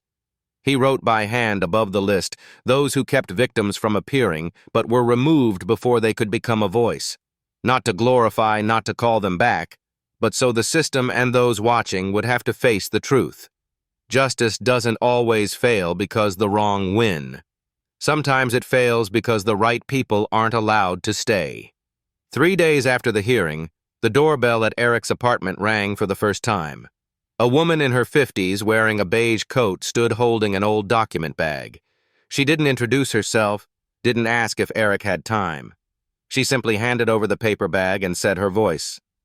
Horse my son's file he was beaten in 2008. I filed a complaint, but they said there was no video. I know I can't sue anymore, but you're the first person I've seen who calls it what it is. Later that day, a handwritten letter arrived in the mail. No return address, but enclosed were 4 copies of medical reports, a photo of a bruised arm, and a note that read, I don't need recognition. I just need a place where the truth can be laid down. Naomi, who was temporarily managing incoming information, tallied the numbers. In 1 week, they received over 60 messages from people who had lived in conflict risk zones under the Gardex model. Many of the cases were no longer legally actionable, either because they happened more than a decade ago or the witnesses were gone. But the strange thing was nearly half of those people had once filed complaints and had their cases closed with the explanation no witness available.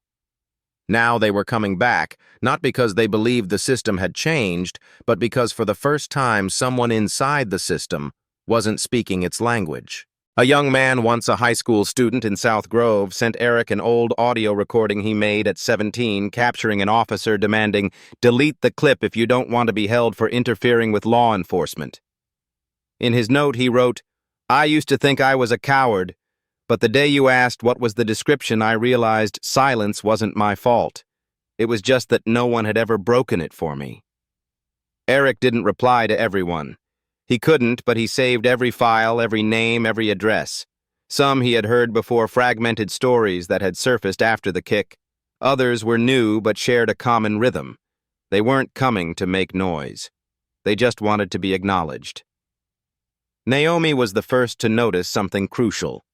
Most of the people returning weren't those who had willingly withdrawn their complaints, but those who were pushed with lines like, this isn't enough to open a case. Yea, or filing this might backfire on your family, or worse, total silence from the system. Now those same people were stepping forward one by one, slowly but unmistakably. Travis suggested storing everything in a separate folder, triple encrypted. Eric agreed, but insisted no names on the wall, no placing them in the witness map. No labels like victim. This time he wouldn't represent them. He wouldn't speak on their behalf. He'd do one thing. Open the door and keep it open for whoever chose to walk in. In the old room once used for mapping witnesses and reconstructing truth, there was now only a small table. On it sat a black rubber-encased hard drive, unmarked, unbranded. Eric placed a single sticky note on top. It read, not a complaint list. This is the list that was never heard. No rallies, no slogans. The names were returning not to reclaim dignity, but to say, "We never disappeared. You just never listened long enough." That weekend, a group of 3 lawyers from the Federal Human Rights Alliance met with Eric. No cameras, no press, just a meeting in the basement of an old academy library, once a learning center for the Black community, now nearly forgotten. The team lead got straight to the point. "We want to file a class action suit, not just against Darren, but against the entire system that allowed civilian data to be extracted and reformatted into unlawful surveillance." They didn't ask Eric to be a spokesperson, didn't want him on TV. They only wanted one thing: for him to be the lead plaintiff, the one who in legal records would be listed as Individual 0, the origin. Not because he was the most harmed, but because he was the first to know and still chose to act. Eric didn't give an answer right away. On the way back, he asked Naomi, "If you could go back, would you send that report?" She didn't hesitate. "Yes." Then she looked up, "But I don't know if I could have handled everything that came after." Travis was more pragmatic. He laid out the likely scenarios if Eric chose to release the full data set. Tax audits, bank scrutiny data, trail investigations, accusations of illegal disclosure. "If we go public," he said, "they won't just go after Darren. They'll come after you, call you a leaker, say you violated system protections, and they'll have laws to back it up." Naomi was quiet for a while, then asked, "What if we don't?" Eric looked out the window, sunlight fading through the gray blinds. He didn't turn around. He just said softly, "If we don't, they'll just pick another victim. And that person won't get a second chance." That night, the data center, once Eric's tactical command room, was reorganized. The papers once pinned to the walls were now scanned, archived, encrypted. In the center of the table was a laptop. On screen, a file labeled Public Archive Version 0.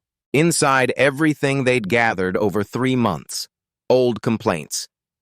Reggie Holloway's report. Naomi's notebook. Darren's records, repeated high-risk profiles, and testimonies submitted after the hearing. Travis locked it down. Triple-layer encryption intrusion proof formatted to open on an open-source public archive. One more click, and the first version would go live. No commercial platform, no server that could be taken down. A truth vault, once released, impossible to erase. Eric sat in front of the screen. No one rushed him. No one spoke. The only question left wasn't if but when to do something he couldn't undo. In his mind, there was no image of Darren, no echo of "I followed procedure." What he saw was the boy who sent the audio of being threatened to delete a clip. The mother who brought a folder to his door just to say, "I know I can't sue, but you're the first to name it for what it was." Eric wasn't a hero. He knew that. He was just the first one who stayed long enough to outlast the silence. He placed his hand on the mouse. Didn't click, but this time he didn't pull it away. 1:00 a.m. The city outside was deep in sleep, but Eric's small apartment was still lit. On his screen, rows of encrypted file icons glowed. So familiar, he didn't need to open them to know. Original records testimonies, data transfers, names of those rewarded, names of those silenced, all compiled in one directory. Public Archive Version 0, not yet published. But with one click, everything would become irreversible. Eric sat still, hands away from the mouse and keyboard, eyes locked on the emotionless interface. But inside, everything was moving. He imagined what would come after. The media digging into his past, the narrative hijacked lawmakers counterattacking with vague accusations like unauthorized data retention, unlawful access, public security threat. They could fabricate a new file on him, drag him into court as the instigator of an unnecessary crisis. He pictured headlines. Ex-SEAL loses control from hero to hacker. Or worse, no headlines at all, just the system quietly sealing the door, drafting a new sanitized version of the truth. He thought of the journey so far. The kick in court, not an act of violence, but the opening crack in a failing structure. Naomi's face. The first time she handed him the notebook, the eyes of those who came back with old files, the mother who gave him a worn-out folder, like passing on a buried memory. The hearing where he asked Darren what was the description, a simple question that pierced the veil of racial bias embedded in an entire database system. And now, when every door was open, Eric wasn't sure. Could truth once released actually lead to justice, or just spark a new panic where the system didn't reform, but recoiled, tightened, and rearmed itself in silence? Travis had applied no pressure. He had completed the encryption 3-layer backups and secure distribution. Anyone with the link could access everything immutable, untraceable. Naomi was different. She stood in front of him as he slowly closed the window, saying just one line, "I'll follow whichever way you choose." And Eric understood. They weren't waiting for orders. They were waiting for the one man who knew best what he held to decide if he could live with the cost of releasing it. That cost wouldn't necessarily be prison, but it would be loss. It would be the threat that followed everyone near him. The chance that an entire campaign to expose the city's machinery could collapse into chaos if the public couldn't endure the full journey. And if that happened, who would be accountable? Eric looked again at the icon. Version 0. His hand touched the mouse, but didn't click. He wasn't trembling. But what he felt standing at the border between dark and light wasn't fear. It was clarity. To cross that line meant breaking every scaffold society leaned on. And the question was no longer, should I, but am I ready to be the one who tears down everything people still believe in to rebuild it right? Behind him, the wall clock ticked softly. A draft slipped through the cracked window, carrying the last chill of the season. A city still asleep, but one click, and nothing would be the same. 21 a.m. After 3 hours of staring without deciding, Eric stood up, stepped onto the balcony. The glow of streetlights filtered through the fogged glass. No alarms, no sirens. But in his head, every thought moved slowly, heavily, as if each one needed permission to exist. He stepped back inside, pulled out an old phone from a drawer, inserted a backup SIM, and disconnected from any work network containing only one contact, Mom. She lived in another state, long retired, disconnected from politics, unaware of much beyond a viral clip that once prompted her to call and ask only one question. "Are you okay?" Since then, she hadn't asked again, but she always waited for her son to reach out like she had since he was 8. The call began without greeting, just one long tone. Then her voice came through. Not sleepy, not surprised. "Eric." He paused, then spoke. No warm-up, no filter. "If exposing something means the whole city loses faith in the system, should I do it?" Silence followed. No background noise, no papers shuffling, no sighs. Just stillness long enough to feel like the line had dropped. Then she answered. Slow, firm, every word measured like someone who once had her own belief shattered. "If the truth can shake a city, then what's being built was never strong. And if you're the one who saw it first, you don't need permission to call it by its name. No philosophy, no moral preaching, no action demanded, just an acknowledgement that sometimes what breaks a city isn't truth, but silence held too long. And if someone knew that truth better than anyone else, it had to be the one who bore the first burden." The call ended after a few short words. No, take care, no, be safe. She understood, and so did Eric, that the call wasn't for advice. It was to verify that his silence wasn't cowardice, but waiting for the right moment. And that moment had come. He set the phone down, returned to the desk.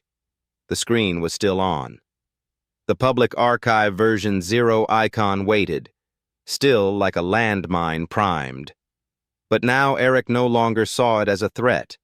He saw it as a tool not for revenge, not to destroy, but to force everyone to look at what they'd conveniently ignored. No one was watching. Travis was asleep. Naomi had gone home. No advisors, no more questions. Eric sat down. No hesitation, no rechecking files. His hand rested on the mouse. This time, no one needed to ask. The community library stood on a worn-out corner in the city's south end. Once a reading center for black children in the 60s, later abandoned for nearly a decade, and then rebuilt by a group of volunteer teachers as a space to remember and relearn. No new signage, no red carpet, just a wooden-paneled room, low ceiling, the smell of old paper, and the soft yellow glow of energy-saving bulbs. And that was where Eric chose to hold his press conference. Not at the courthouse, not under any official roof. He didn't want to stand where microphones bore national network logos. Here all he needed was an old wooden podium, a slanted whiteboard, and a laptop with internet access. No PR team. No one introduced him with a title. There was no official schedule, but more than 40 people showed up through word of mouth, handwritten notes, and quiet promises like, "If he's speaking, I want to hear it for myself." B. In the front row sat members of the South Grove community students who had filmed the courtroom incident, 2 independent journalists previously barred from the hearings, and in the far left corner, an elderly brown-skinned woman in a gray sweater with a Justice Not Quiet pin on her chest. She said nothing, just sat still like a monument to those no longer alive to see this day. Eric stepped up to the podium on time, didn't linger on faces, didn't nod to individuals. He opened his laptop. One click. The screen behind him lit up. A simple Excel spreadsheet. List of 1024 cases closed for insufficient evidence. No commentary, no images, just names, incident dates, case numbers, and closure timestamps. He didn't give a speech, didn't recount his journey, didn't talk about himself. He simply said, "I am not a victim. I am not a hero. I'm the person who held on to these files longer than I should have, and today I'm not holding them anymore." B. Then he opened the second spreadsheet, a list of officers and those who approved the initial descriptions in each case. Next to each was a classification code. Who made the risk assessments? Who edited the descriptions? Who finalized the case closure? Then the third slide, a financial flowchart from city budgets to Gardix, from Gardix to special support funds for frontline officers, and from there to personal or family accounts tied to Darren and several named individuals. Every arrow was numbered, every number linked to a transaction ID. No accusation, no word like corruption, just data. Stark, silent, and needing no explanation. No one in the room gasped. No one cried. No one interrupted. Truth, when it arrives late, doesn't shock anymore. It quiets people because they realize they've lived beside it too long to notice. Eric didn't step down. He added one last line like closing a file. "I'm not here to reclaim justice. I'm just returning society's records before they get rewritten again." No applause followed. But one by one, people stood up not to cheer, but to nod as if to say, "I hear you now, and I'll hold on to it." As the projector cast light on the whiteboard, no one looked at the charts anymore. No one jotted down the transaction paths or technical details. The room fell into a strange silence, as if everyone had understood. Numbers weren't the only thing that needed proving. Eric turned off the projector.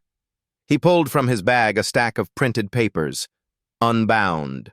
No covers, just A4 sheets, each bearing a name.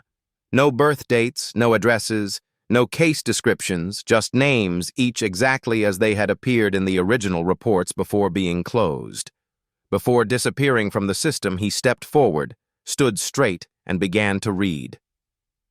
Amari Desson, Latoya Jenkins, Malik Vernon, Aisha Ward, Jaden Cortez.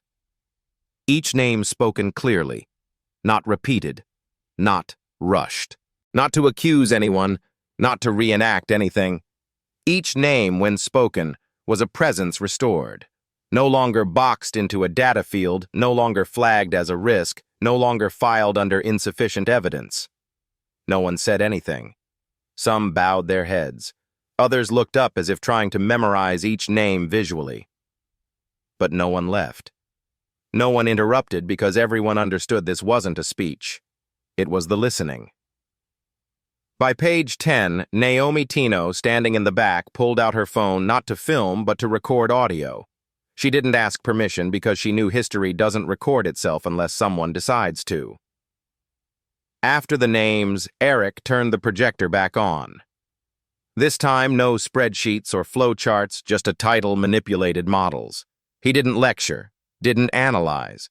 He simply listed short, clean each mechanism used to build a system that appeared lawful but was in fact a sophisticated machine to erase the voices of the marginalized.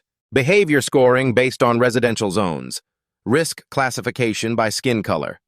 Household registration and income level. Internal reporting systems prioritizing initial impressions over verifiable facts. Complaint merging protocols that stripped victims of individual standing. Report language crafted to nullify the right of response. Officers rewarded not for doing what was right, but for achieving case closure rates by forcing cases shut. He projected each item. No further explanation, no labels like systemic bias, no named perpetrators. He simply laid out the records, then stepped back from the podium as if to say, "I'm not here to teach.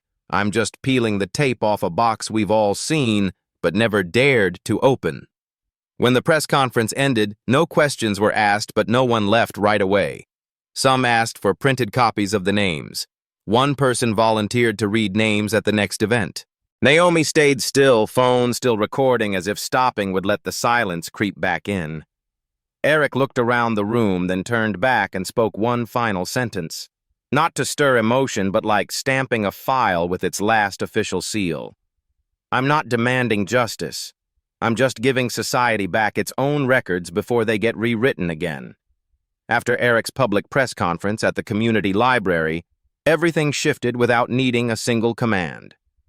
Within 72 hours, the Federal Oversight Committee issued a special directive to reopen all citizen behavioral data files from 2018 to 2022, appointing federal judge Evelyn Rodes, who had previously presided over Eric's hearing, as the lead judge for an independent inquiry into data manipulation and abuse of authority. The first name on the subpoena list, unsurprisingly, was Darren Cole. That morning, he arrived on time. Light gray suit, black tie, clean-shaven face, eyes locked on the bench. Beside him stood two private attorneys, not department counsel. Anyone who knew him would have recognized the posture. Slightly leaned back fingers, interlaced gaze gliding across the room as if still in control. It was the same posture he'd used to dismiss complaints, confront Eric, or call surprise audits no one dared question. But the courtroom that day no longer belonged to him. The federal prosecutors came with a towering dossier, payment flows from Gordix, redacted internal reports, audio testimony from Reggie Holloway, and most damning, a side-by-side analysis of nearly 300 civilian files with uncanny similarities, matching risk language, identical file closure speeds, and the same final reviewers appearing over and over. A masked witness later confirmed as a former department administrator testified, "I was ordered to convert frontline officer reports into a standardized template to artificially justify the risk scores. The order came directly from Mr. Cole." When that sentence was read, there was no gasp, but the atmosphere changed. A new kind of silence emerged. Not fear, but collective recognition that what had once been suspicion had now taken shape. Darren didn't react right away. He tilted his head, whispered something quickly to his attorney. The defense lawyer stood trying to dismiss the witness's testimony for insufficient administrative verification. But before the second argument began, Judge Evelyn Rodes interrupted, calm but sharp, as if waiting months for this exact moment. "The court finds reasonable grounds to believe the defendant directed the manipulation of investigative data and influenced witness statements. Under special judicial authority granted for this independent hearing, I issue an immediate arrest order on 2 preliminary counts: witness tampering and destruction of federal investigative documents." Just one sentence under 10 seconds, but it sliced cleanly between 2 eras of truth. What the system once allowed and what it could no longer hide. The marshals stepped forward without force or urgency. They didn't need to. The order had been issued in full view under federal authority before more than 100 observers, media, legal reps, officials, and public witnesses. Darren Cole, the man who once dictated internal narratives around civilian threats, rose from his chair, voice raspy but steady. "I'm the one being betrayed. I followed orders. We all did," he shouted. His words, flung across the room, were meant to intimidate as they once had. But this time, no one moved. No one objected. No one reached for a phone. No one lowered their gaze. They just stared, like watching a shadow finally caught by the light. The officers reached him. One took his wrists. The other read out the charges again. Witnessed tampering and destruction of federal investigative documents. As the handcuffs clicked shut, Darren turned once more to the crowd, eyes bloodshot, repeating, "I was set up. I was following procedure." But the sound of metal locking was crisp and final. He no longer had the right to speak unless spoken to. The media didn't wait for the evening news cycle. Within 6 hours, images of Darren in handcuffs being escorted out of the courtroom were everywhere. Cameras captured the instant his step faltered on the courthouse steps where he had once stood, watching others walk in under his judgmental glare. The headline raced across the country, "The man who shielded the system abandoned by it." Below it, the caption read, "Darren Cole, once praised for field deficiency, formerly arrested in federal court on 2 preliminary charges." There was no image of Eric, no quote from the investigation team. None was needed. Eric wasn't there that day. He didn't need to be. Everything that needed to be said had been said. Everything that needed to be submitted had been submitted. This was no longer a battle between him and Darren. This was the system swallowing its own creation. Elsewhere in the city, Naomi sat alone in her small apartment. On the screen before her was a local news live stream. No audio, just a still shot. Darren being led away, shoulders squared, eyes darting alone, no rank behind him, no uniform, no shield. For the first time, he was simply a man bare before the law stripped of every layer he once used to silence others. Naomi didn't cry. She didn't smile. She simply watched, eyes focused as if burning the image into memory. Not to celebrate, but to confirm that she had lived long enough to see someone who silenced others left screaming for himself and finding no one to echo it back. She muted the feed, then whispered a sentence one only she could hear, and not through any broadcast. "For the first time, I've seen someone who can no longer deny he's no longer the center of the truth."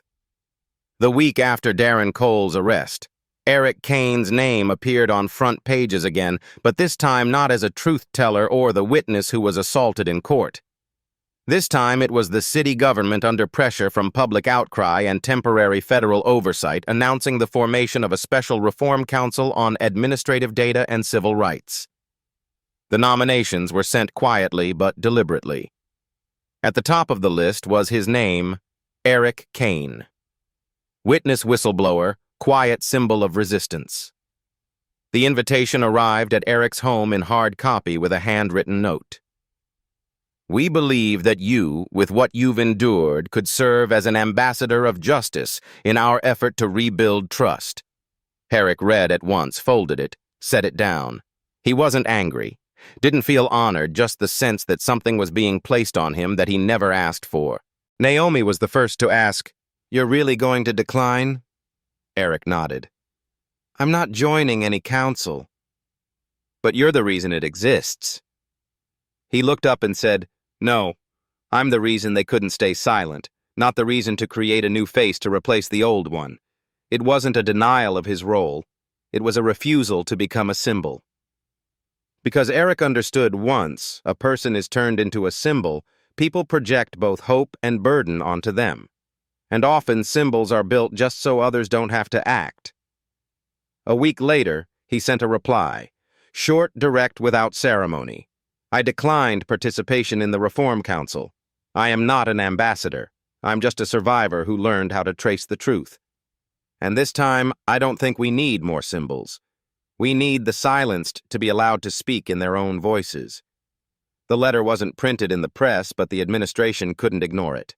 Some members of the reform team suggested keeping a placeholder seat in case he changed his mind, but they knew he wouldn't return to sit in a chair that was never built for him. A few independent media channels invited Eric to join talk shows.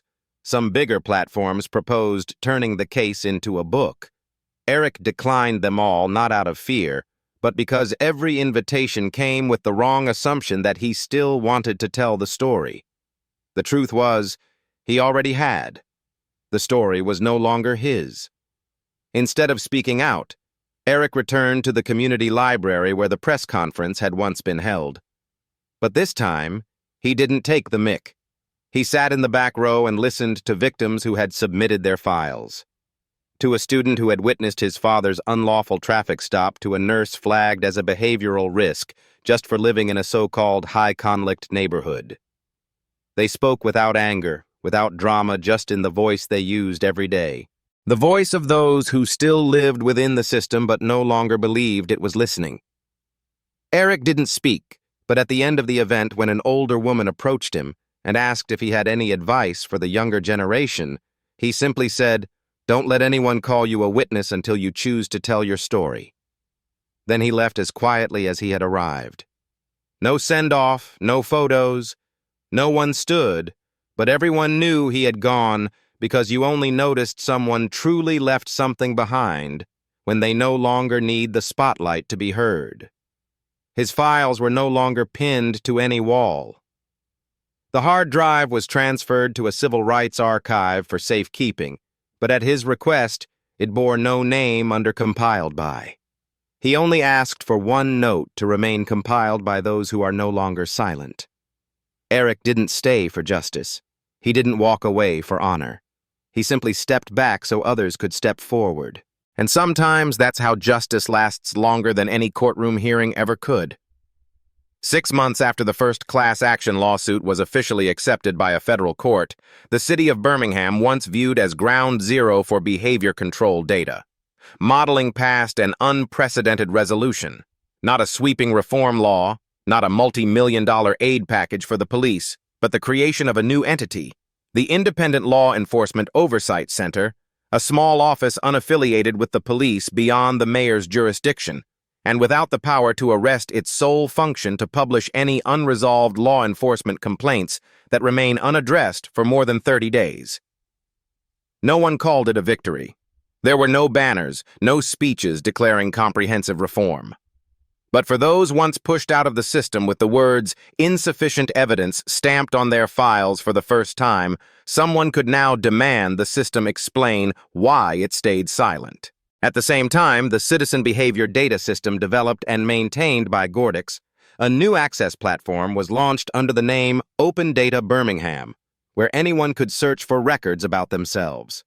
Were they ever labeled potentially high-risk, caught on which patrol camera, targeted by which search orders that were never formally issued? The platform didn't delete the past. On the contrary, it preserved it unaltered with a red note generated from a model no longer in use as of '71. Some veteran officers quietly retired. No public disgrace, no misconduct reports, but internally it was understood. They no longer belonged in this era. Phrases like "just follow protocol" were no longer defensible. Report language that once passed as survival skill was now evidence of distortion. A few chose to leave before new recruits entered, asking, why didn't anyone see this before? The city didn't call it a rebirth. The only press release from the city's communications office had 4 short paragraphs. The last, by far the shortest, named no one, thanked no one. It read, "We are not forgiven, but we have the chance to correct publicly from the beginning." No one read that line without pausing. In a system long accustomed to denial, deflection, and delay, that sentence was more than an admission. It was a commitment. That truth would not be shelved again. And at the center of the American map, there was a city once defined by a courtroom kick, now learning how to check its own pulse. Not because it had healed, but because it couldn't survive another day pretending it was healthy. When the first cohort of new officers began training, there was no opening ceremony, no band, no slogans. The recruits, many people of color, many from the very neighborhoods once red-zoned by the old behavior prediction maps, entered the Birmingham Police Department's classrooms, unsure they belonged. They came not to prove anything, but because they'd once lived on the other side of the badge.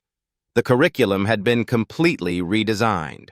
No crowd control simulations, no rapid suppression training. Instead, the first class began with a woman in plain clothes stepping to the front. No rank insignia, no military resume, and opening with a sentence that silenced the room. "I'm not here to teach you how to be a good cop. I'm here to help you understand why people like me were once too afraid to call one." Her name was Naomi Briggs. She wasn't there as an instructor, but as a witness. Someone who had lived in silence, had been pulled into back rooms for internal correction, had held evidence in envelopes no one dared to receive. She didn't teach theory. She told stories, each one real, each one missing from the official reports. And at the end of every session, she repeated a single principle. If you write one sentence wrong, someone out there may lose the right to live under their real name. No one labeled this class of cadets as a reformed generation. No news crews followed them. But for the first time, the city chose not those who fit the department's culture, but those it had once failed to protect. These recruits carried not pride, but something heavier: responsibility. Eric Kaa's name was not in the syllabus. No class was named after him. No lecture quoted him, but in the hallways, he was mentioned not as a role model, but as a time stamp that started during Kane's time. That's what they said before returning to their case studies. Rewriting scenarios once considered standard protocol. They didn't need to know if he was watching. They didn't need him to be a symbol. They only needed this truth: if he once dared to break the silence. Then, they, learning from that moment, had no right to compromise. In the final session, a young cadet, thin frame, deep eyes, stood and asked Naomi, "Could it all happen again?" Naomi paused, then answered, "Not with theory, but with the lived knowledge of someone once cast out. Yes, if you forget why you're here." That answer needed no elaboration. They understood. Truth does not survive in one person's hands alone. It must be passed down, not in slogans, but in action. Not everyone is ready to rewrite a chapter. But as long as someone is willing to learn from what was once buried, justice, even if slow, still has a chance to stand. Not by luck, but because someone remembered why it once fell. 4 months after Darren Cole was officially indicted and denied bail, the city of Birmingham began restoring an old cemetery on the east side abandoned for over 2 decades. A portion of the land was set aside not for officials or dignitaries, but for those once categorized in administrative records as unverified next of kin. Now each of their names was being carved into stone. Not large, not ornate, just a single straight line. No capital letters, their true names exactly as they were born. One of the stones sat in the 3rd row beneath an old oak tree. It read simply, Evelyn R. Thomas 1, 19-2001. No mention of victim, no reference to related to an investigation, no note that she was mother of Eric Kane, just a name standing alone without context. As if to say she didn't need to hold value in someone else's narrative to be remembered. On the day the stone was placed, there was no ceremony, no media teams, but Naomi was there. Travis stood at a distance, never stepping into the memorial space, hands in his pockets as always. Eric didn't come. A week later, when everything was done, someone asked Naomi why he hadn't visited his mother's grave. She simply answered, "She wasn't forgotten, so she doesn't need to be mourned like something lost." Because the most important thing had already happened. The system that once erased her name had been forced to learn how to carve it back. Not with titles, but with acknowledgement. Not with remorse, but with change. Her name didn't appear on plaques of honor or in final legal summaries, but it was returned to its rightful place, not needing to be mentioned, because no one dared forget it anymore. Months later, in a public school classroom, a geography teacher gave an assignment. Choose a new structure in the city that means something to you.